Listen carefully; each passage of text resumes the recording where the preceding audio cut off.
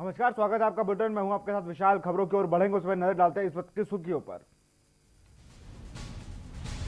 चुनाव आयोग ने यूपी उत्तराखंड की 11 राज्यसभा सीटों पर चुनाव का किया ऐलान। 9 नवंबर को होगा मतदान।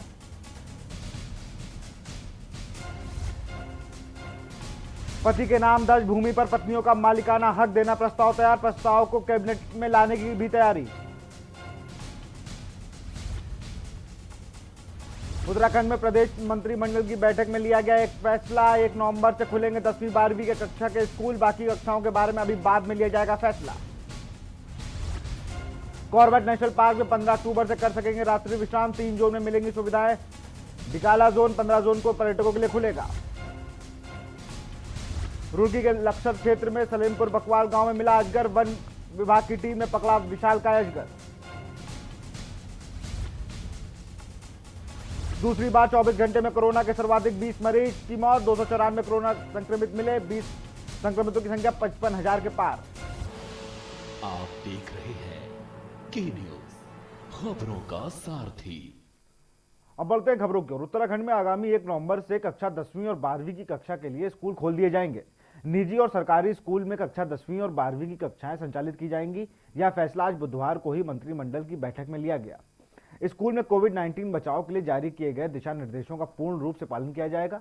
बाकी कक्षाओं में बाद में फैसला लिया जाएगा। इसके लिए बाकायदा शिक्षा विभाग अलग से एसओपी जारी करेगा। इसके साथ ही बैठक में कई अन्य फैसले भी लिए गए। बैठक में 18 मामले सामने आए। राजकीय सहायता प्राप्त महाविद्यालयों के अनुदान दिए जाने को लेकर कैबिनेट में चर्चा की गई, जिस पर मुख्य सचिव की अध्यक्षता में कमेटी बनाई गई है।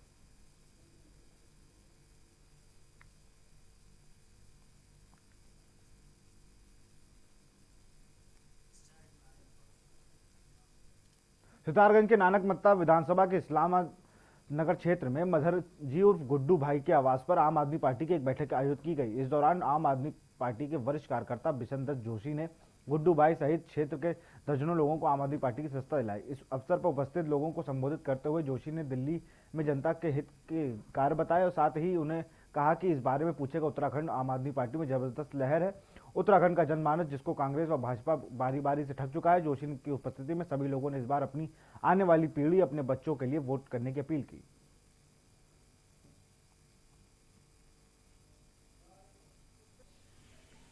गुड्डू भाई के आवास पे आम आदमी पार्टी की एक बैठक का आयोजन किया गया है और इस बैठक में गुड्डू भाई समेत इस क्षेत्र के दर्जनों लोगों ने आम आदमी पार्टी की सदस्यता जो है ग्रहण करी है। सब लोगों ने आम आदमी पार्टी पर विश्वास व्यक्त किया है। इस क्षेत्र के प्रतिष्ठित सम्मानित नागरिक गुड्डू भाई और उनकी सारी टीम को मैं हृदय से धन्यवाद देता हूँ। इन सबका आभारी हूँ। उत्तराखंड हाईकोर्ट की खंडपीठ ने सिविल पुलिस, इंटेलिजेंस और कांस्टेबल सशस्त्र पुलिस के बीच पदोन्नति के लिए बनाए नियमों के खिलाफ दायर याचिका पर सुनवाई करते हुए राज्य सरकार से शपथ पत्र दाखिल करने को कहा है। मामले की सुनवाई मुख्य न्यायाधीश रवि विजय कुमार मलिमत और न्यायमूर्ति रविंद्र मैथानी की खंडपीठ में हुई है। आपको बता दें कि उत्तराखंड पुलिस कांस्टेबल सत्येंद्र कुमार एवं ने याचिका दायर कर राज्य सरकार द्वारा 2018 में जारी पदोन्नति के नियमों में चुनौती दी थी, जिसमें पदोन्नति के लिए नई प्रक्रिया 2018 को धारा 5 और 24 में कांस्टेबल सिविल पुलिस और इंटेलिजेंस और कांस्टेबल सशस्त्र पुलिस के बीच आसमान पदोन्नति के नियम बनाए गए हैं। नियमों में कांस्टेबल सशस्त्र पुलिस के लिए बेहतर पदोन्नति के अवसर प्रदान किए गए हैं। कांस्टेबल सिविल पुलिस और इंटेलिजेंस को बढ़ावा देने में इन नियमों के प्रतिकूल प्रभाव पड़ेगा। And police regulations 2018 we have challenged before the honorable court today and we have pleaded कि जो भी इसमें प्रमोशन के रूल्स बनाए गए हैं उसमें जो कांस्टेबल सिविल पुलिस और इंटेलिजेंस है उनके प्रमोशनल एस्पेक्ट्स रिड्यूस हुए हैं और आर्बिट्रेरीली जो कांस्टेबल आर्म पुलिस है उसको बेटर प्रमोशन एवेन्यूज़ दिए गए हैं। आर्म पुलिस है वो ज़्यादा प्रमोशन पाएगा और सिविल पुलिस और इंटेलिजेंस के कांस्टेबल्स को प्रमोशन कम मिलेगा। कोविड संकट में महीनों से खामोशी के बाद अब नवंबर चुनावी महीना होने जा रहा है। इस महीने में सबसे चर्चित दिलचस्प मुकाबला तो बिहार विधानसभा चुनाव का होगा। वहीं इसके साथ ही साथ उत्तर प्रदेश और उत्तराखंड की 11 राज्यसभा सीटों पर भी चुनाव होगा। इसका ऐलान चुनाव आयोग ने कर दिया है। निर्वाचन आयोग ने मध्य प्रदेश, गुजरात और उत्तर प्रदेश सहित कई राज्यों में विधानसभा और विधान परिषद की खाली सीटों पर उपचुनाव की घोषणा कर दी है। अब इसी कड़ी में चुनाव आयोग ने लगे हाथ उत्तर प्रदेश की 10 और उत्तराखंड की 1 राज्यसभा सीट पर चुनाव कराने की घोषणा कर दी है। इनके लिए राज्य विधानसभाओं में 9 नवंबर को मतदान होगा।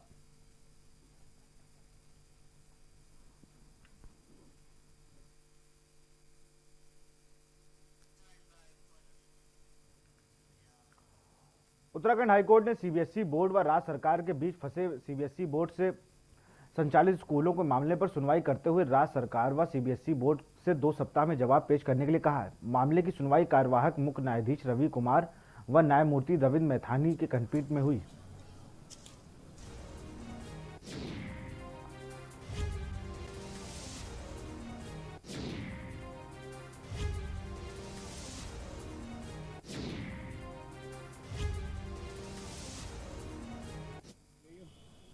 जी, जो रिट पिटीशन है basically Udham Singh Nagar association of independent schools ने फाइल करी थी।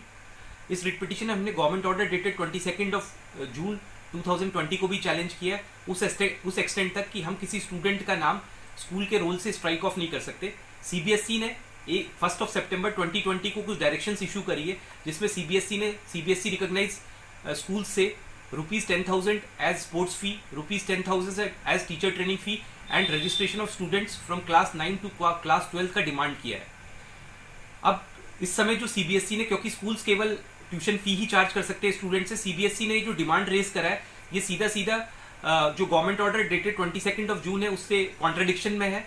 स्कूल्स किसी बच्चे का नाम फीस ना देने के कारण अपने रोल से स्ट्राइक ऑफ नहीं कर सकते, और at the same time CBSE ने जो ये इतनी फीस की डिमांड रेज करी है, इस कारण से हमने सीबीएसई के ऑर्डर्स को एज वेल एज जो डायरेक्शन जो गवर्नमेंट ऑर्डर स्टेट गवर्नमेंट का है उसको दोनों को चैलेंज किया है। आज कोर्ट ने इस मैटर का कॉग्निजेंस लेते हुए सीबीएसई को 2 हफ्ते में इस मैटर में काउंटर एफिडेविट फाइल करने के लिए डायरेक्ट किया।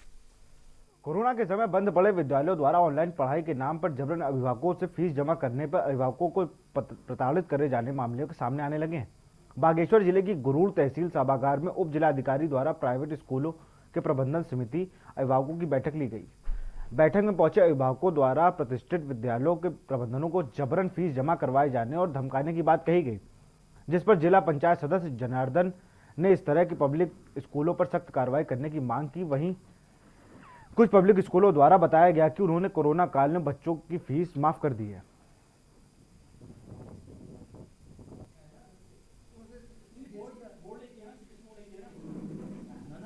उनका शोषण किया जा रहा है, इसके संदर्भ में माननीय उप जिलाधिकारी महोदय ने एक बैठक ली। उसमें जो फीस का निर्धारण था, तो खाली फीस लेनी है, जो अन्य शुल्क को जोड़ के जो ले रहे हैं ये फीस ये नहीं लिया जाएगा। और दूसरा जो प्राइवेट स्कूल हैं तो उन्हें कॉपी किताब से बेचने का धंधा जो कर रखा है, उनके द्वारा कोई कॉपी किताबें यहाँ पर नहीं बेची जाएंगी। माननीय उप जिलाधिकारी महोदय द्वारा हमें आश्वासन दिया गया है, भविष्य में इस टाइप की शिकायतें आएंगी तो मैं अपनी ये प्राइवेट स्कूलों की मान्यता रद्द कर दूंगा। रानीखेत के चौबटिया पुलिस में क्षेत्राधिकारी तपेश कुमार द्वारा वाल्मीकि समाज के कार्यों को लेकर एक बैठक आयोजित की गई, जिसमें उन्होंने सफाई कार्यों में लगे कर्मचारियों से उनकी समस्याओं के बारे में पूछा और उन्हें मैनुअल स्क्रैचिंग एक्ट 2013 के प्रावधानों के बारे में बताया। साथ ही इस दौरान उन्होंने कहा कि इस संबंध में उपलब्ध सरकारी योजनाओं का लाभ उन तक पहुंचाया जाएगा, इन समस्याओं का भी समाधान किया जाएगा। इस दौरान छावनी परिषद के स्वच्छता निरीक्षक अजय प्रताप सिंह ने भी अपने विचार रखे।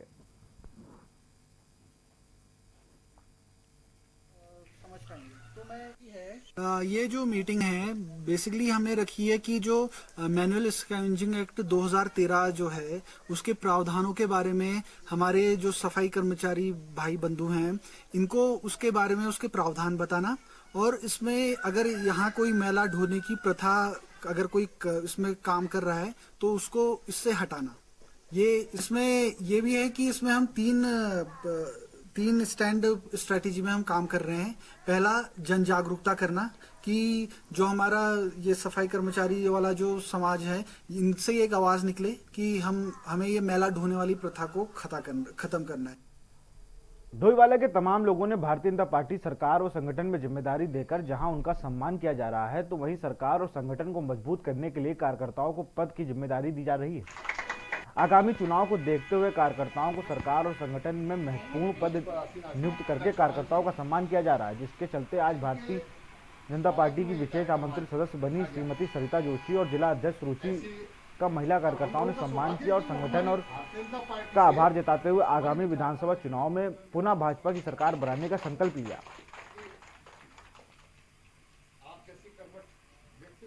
में रहने वाली, क्योंकि देश के विकास का सर्वांगीण विकास को सोच रखने वाली भारतीय जनता पार्टी सदैव जनता के बीच में, और जो जनता के बीच में है उनको कभी चुनाव की तैयारी करने की आवश्यकता नहीं पड़ती।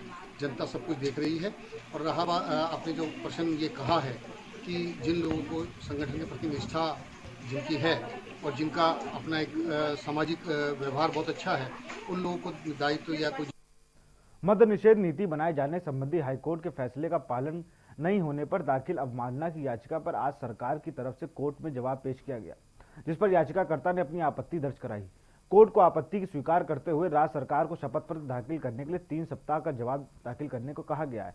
आपको बता दें कि गुरूड़ निवासी अधिवक्ता DK जोशी द्वारा जनहित याचिका दायर कर, जिसमें याचिकाकर्ता ने राज्य सरकार पर आबकारी अधिनियम 1910 की धारा 370A के तहत अनुपालन में शराब बंदी करने के लिए दिशा निर्देश जारी करने और शराब के कारोबार को राज्य में हो रहे नुकसान का आकलन उचित कदम उठाए जाने के लिए गुहार लगाई थी। याचिकाकर्ता का कहना है कि पहाड़ी प्रदेश को सबसे ज्यादा बर्बाद करने वाली चीज शराब है और इस पर प्रतिबंध लगाना चाहिए। इस संबंध में याचिकाकर्ता का यह भी कहना है कि जहां एक तरफ आबकारी अधिनियम में शराबबंदी का विशेष प्रावधान धारा 37A बना है, तो वही सरकार शराबबंदी लागू करने के बजाय साल प्रति साल शराब के व्यापार को बढ़ा जा रहा है।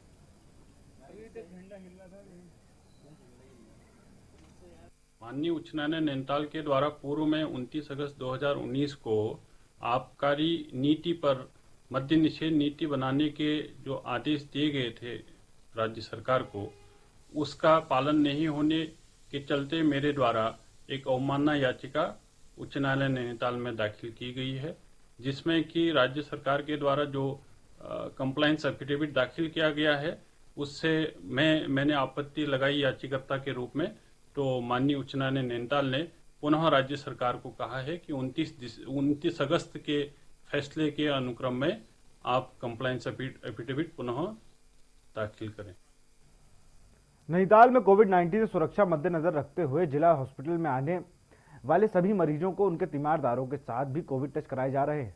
साथ ही कोविड नियमों के सख्ती से पालन कराए जा रहे हैं। वहीं मुख्य चिकित्सा अधिकारी KS धामी ने सभी नागरिकों और पर्यटकों से सुरक्षित रहने कर अधिक से अधिक टेस्ट कराने की अपील की है और साथ ही यह कहा है कि रोजाना जिला अस्पताल में 100 से अधिक टेस्ट करवाए जा रहे हैं।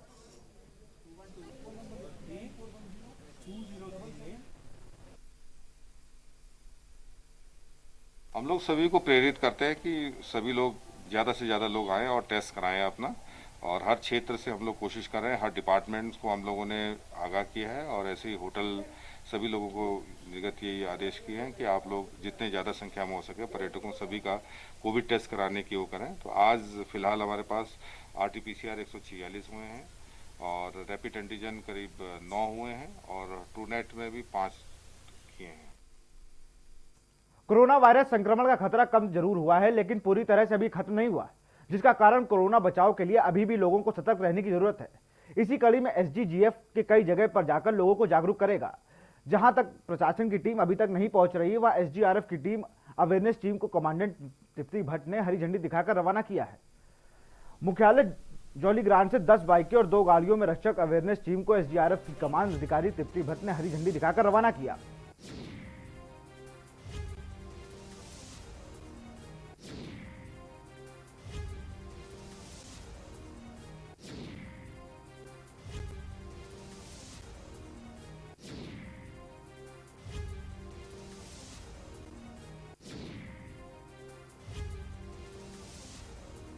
लगातार जो कोविड संबंधी प्रशिक्षण और जन जागरूकता है, उसके लिए मिशन जागृति के अंतर्गत भी हम लोग लगातार ट्रेनिंग करवा रहे हैं और जनरल अवेयरनेस भी करवा रहे हैं, जिसमें अभी तक हम लोगों ने करीब 70,000 लोगों को ट्रेनिंग और अवेयरनेस करवा दी है। इसी क्रम में जो आबादी वाले क्षेत्र हैं, जो मोहल्लों के क्षेत्र हैं, उसमें गली गली में हमारे बाइक सवार दस्ता जो प्री रिकॉर्डेड ऑडियो है। नैनीताल के मल्लीताल स्थित IG कार्यालय में IG अजय रौतेला के नेतृत्व में 6 जनपदों की पुलिस कप्तानों के साथ बैठक का आयोजन किया जाएगा। IG अजय रौतेला ने सभी जनपदों में कप्तानों के त्योहार के सीजन के मद्देनजर कुमायूं भर पुलिस निर्देशित करते हुए कहा कि सामाजिक दूरी से लेकर अन्य कोविड-19 के नियमों को सख्ती से पालन कराने के साथ ही त्योहारों में होने वाली चोरी घटनाओं को रोकने के लिए भीड़ भाड़ वाली जगहों पर अतिरिक्त पुलिस बल तैनात की जाए ताकि चोरी घटनाओं पर लगाम लगाया जा सके।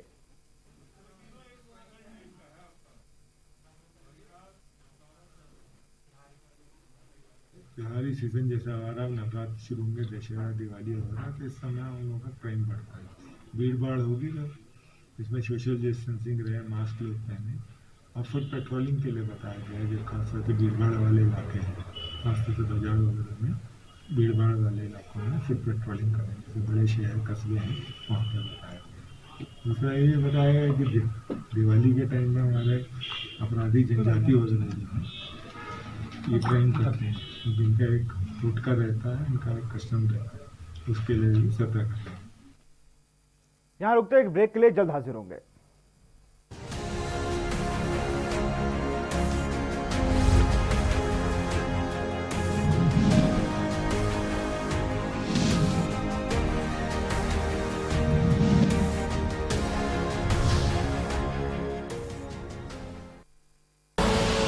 आप देख रहे हैं के न्यूज, खबरों का सारथी। खुदी को आजमाया है तो ये अंदाज आया है, खुदी को आजमाया है तो ये अंदाज आया है। तुम में भी मैं हूं, शुद्ध प्लस पान मसाला।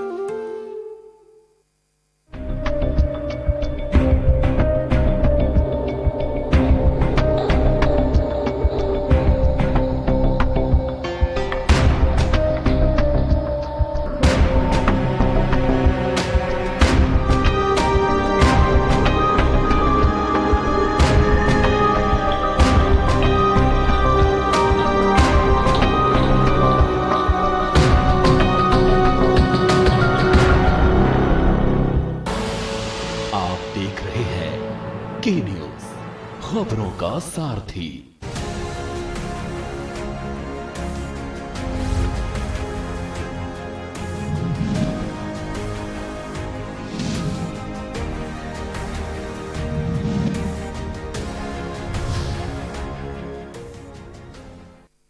ब्रेक के बाद आपका स्वागत है। बढ़ते खबरों की ओर। देहरादून में पकड़े गए आईपीएल मैच में सट्टा लगाने वाले गिरोह पर अब पुलिस गैंगस्टर एक्ट के तहत कार्रवाई करने जा रही है। दरअसल पुलिस का मानना है कि गैम्बलिंग एक्ट में सजा का प्रावधान बहुत कम है और ऐसे में आरोपी जल्द कोर्ट से बेल पाकर बाहर छूट जाता है और दोबारा से ही सट्टे जैसे अपराधों में गिर जाता है, जिन पर लगाम लगाने के लिए अब देहरादून पुलिस सख्त कार्रवाई करने जा रही है और देहरादून में पकड़े गए आईपीएल मैच में सट्टा लगाने वाले गैंग के ऊपर गैंगस्टर की कार्रवाई करने जा रही है। आपको बता दें कि बीते दिनों दून पुलिस ने आईपीएल मैच में सट्टा लगाने वाले अंतर्राज्यीय गिरोह का पर्दाफाश करते हुए इस गिरोह से करीब 31 लाख रुपए बरामद किए थे और 3 साथी इस गिरोह के 7 लोगों को पुलिस ने अरेस्ट किया था।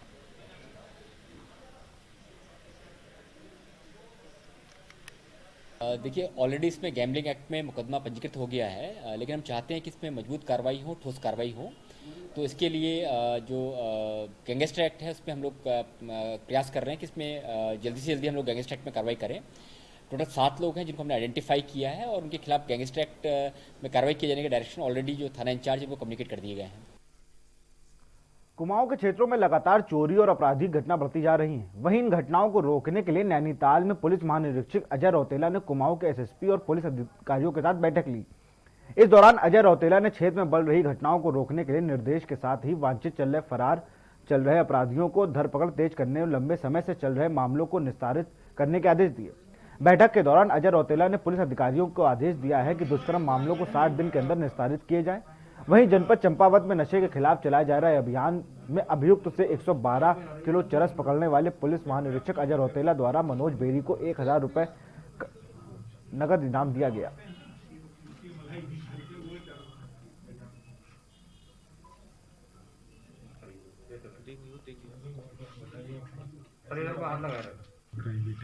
अभी तक हम वर्चुअल बैठक कर रहे थे, आज हमने आमने सामने बैठ के बात करी थी। एक तो मेनली हमने बात करी कोविड के संबंध में, क्योंकि जैसा आपको मालूम है अनलॉक हो गया है, त्योहारों का सीजन आने वाला, तो उसमें संबंध में बताया कि इन्फोर्समेंट ज़्यादा करें और साथ साथ अवेयरनेस भी करें। एमएचए ने एक नई डायरेक्शन पहले भी आई थी, फिर आई है कि रेप के केसेस, पॉस्को के केसेस 60 दिन में समाप्त हो जाने चाहिए। उस संबंध में इनको बताया कि उसको स्ट्रिक्टली इन्फोर्स करना। कांग्रेस मुख्यालय देहरादून में युवा कांग्रेस की तरफ से कार्यक्रम का आयोजन किया गया, जिसमें युवा कांग्रेस के नवनियुक्त पदाधिकारियों व शपथ ग्रहण पदाधिकारियों का प्रमाण पत्र वितरण किया गया।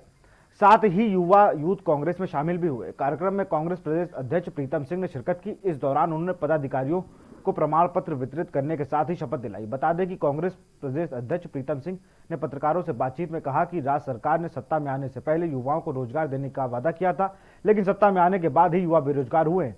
यही वजह है कि कांग्रेस में बड़ी संख्या में युवा शामिल हो रहे हैं। इस दौरान प्रीतम सिंह ने कहा कि फॉरेस्ट गार्ड भर्ती प्रक्रिया मामले में यूथ कांग्रेस और एनएसयूआई जल्द सचिवालय की ओर कूच करेगी।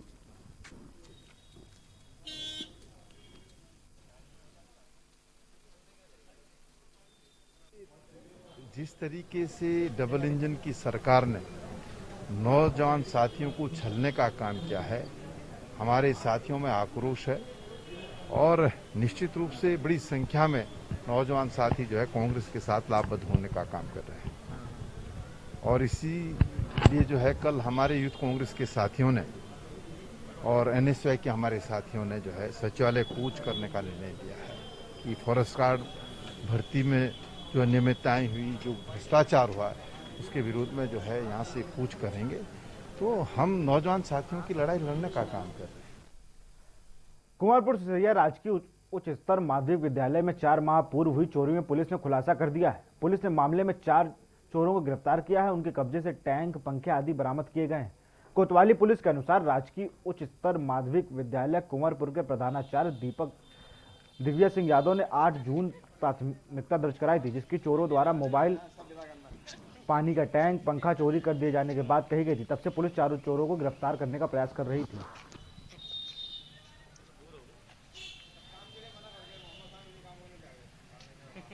हाँ, ये सिसैया के स्कूल के प्रधानाचार्य हैं दिग्विजय सिंह यादव। उन्होंने दिनांक 7/10 को आके एक तहरीर दी थी कि स्कूल से पानी के 500 लीटर के टैंक और फैन जो हैं पंखे वो चोरी कर लिए गए हैं। एक स्ट्रीट लाइट चोरी कर ली गई, उसमें मुकदमा पंजीकृत किया गया था और चोरी के खिलाफी के लिए टीम का गठन किया गया था। एसआई संजीत कुमार, एसआई परिहार को उन्हें लगाया गया था। नैनीताल स्थित मल्लीताल में आदर्श सम्मुख सड़क में अवैध रूप से बेची जा रही सब्जियों को और आढ़त में सम्मुख सड़क में अवैध रूप से लगवाकर आढ़तियों द्वारा फुटकर व्यवसायियों से अवैध वसूली की जा रही है, जिसकी शिकायत पर जिला प्रशासन, नगर पालिका और पुलिस प्रशासन की संयुक्त टीम ने मल्लीताल सब्जी मंडी में पहुंचकर आढ़तियों के साथ वार्ता करते हुए उन्हें निर्देशित किया। जिन आढ़तियों को नगर पालिका में रजिस्ट्रेशन नहीं है वो 3 दिन के अंदर अपना रजिस्ट्रेशन करवाएं और सड़क पर सब्जियों नहीं बेचें। वहीं तहसीलदार भगवान सिंह चौहान ने बताया कि नगर पालिका द्वारा सभी आढ़तियों को नोटिस जारी कर 3 दिनों के अंदर अपना रजिस्ट्रेशन करवाने के लिए कहा गया है। उन्होंने कहा है अगर इसके बाद भी सड़क पर सब्जियों बेची जाती है तो उनके खिलाफ वैधानिक कार्रवाई की जाएगी।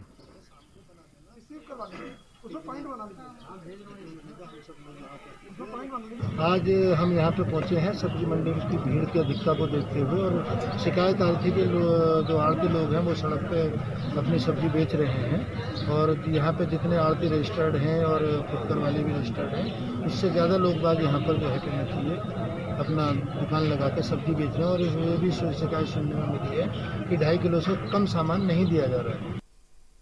उधम सिंह नगर के खाटिमा क्षेत्र में मिट्टी खनन माफियों के हौसले बुलंद होते जा रहे हैं। यूपी सीमा से लगी सतरिमल चौकी में मेहरबान नगर गांव के पास देवहा नदी किनारे की अवैध रूप से मिट्टी खनन का कार्य चल रहा है। यहां तक कि खनन माफियाओं को पुलिस प्रशासन का भय भी नहीं है। रात के अंधेरे में मेहरबान नगर के पास देवहा नदी के किनारे अवैध रूप से मिट्टी खनन का धंधा जोरों पर है। वहीं अब मिट्टी खनन के मामले में चौकी प्रभारी देवेंद्र सिंह राजपूत का कहना है कि ग्रामीणों द्वारा अवैध खनन की सूचना देने पर पुलिस मौके पर गई थी, लेकिन उससे पहले ही मिट्टी खनन माफिया भाग गए। लेकिन शिकायत ये मिली थी कि जहाँ परमिशन उस जगह पे ये शायद अपना खनन नहीं कर रहे हैं। इस सूचना पर मैं देवा नदी को गया, लेकिन वहाँ पे जब मैं गया तो मौके पर कोई नहीं मिला। वहाँ पर खनन कार्य किया गया है वहाँ पर पूर्व में। इसमें अभी फिलहाल वहाँ पर कांस्टेबल लगा रखे हैं, तैनात किए गए हैं, पटवारी को बुलाया गया है मौके पर। मौका बयान करने के बाद ही अग्रिम कार्रवाई की जाएगी।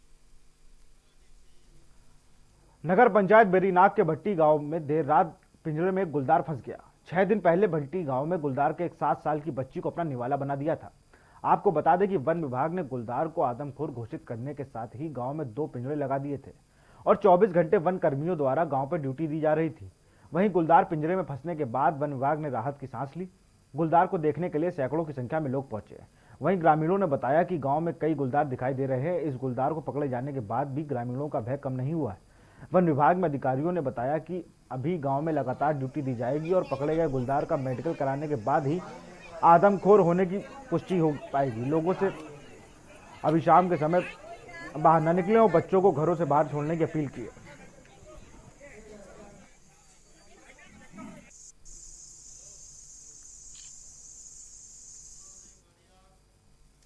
फिलहाल खबरों में इतना ही। देखते रहिए के न्यूज़ इंडिया।